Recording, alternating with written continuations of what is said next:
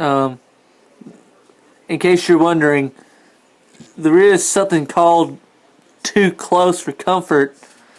Kind of like I am right now. This is a little bit too close for comfort.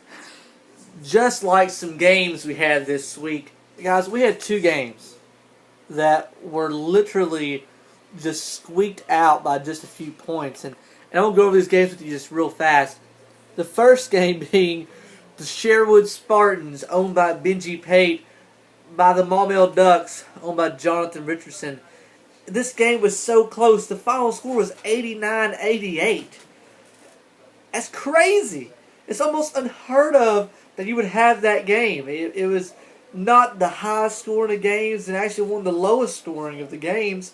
But it was so close. It's like hair pulling, nail biting. You're watching Monday Night Football. You're watching that last game, hoping your receiver or tight end get one more catch or your kicker get one more kick. And it didn't happen for Johnny, but it happened for Benji.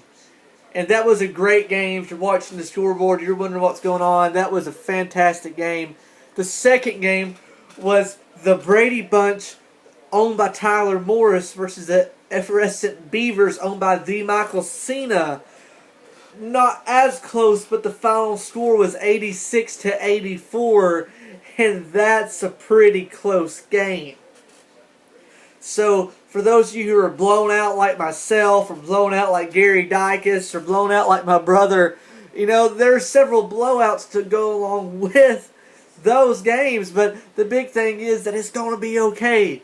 It's week 2. There's 2 guys that are 0-2. There's a lot of guys with 1-1, and some guys are leading strong with 2-0. But it's only week 2.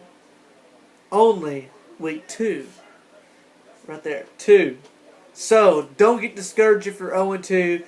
You better get ready to get knocked off your high horse if you're 2-0. And if you're 1-1 like myself, hold tight because brighter days have yet to come. And I believe that. So this week, the game to look for, Tyler's Pick, brought to you by JVL Security, your leading security group of Mississippi and Arkansas. Had to throw that in there.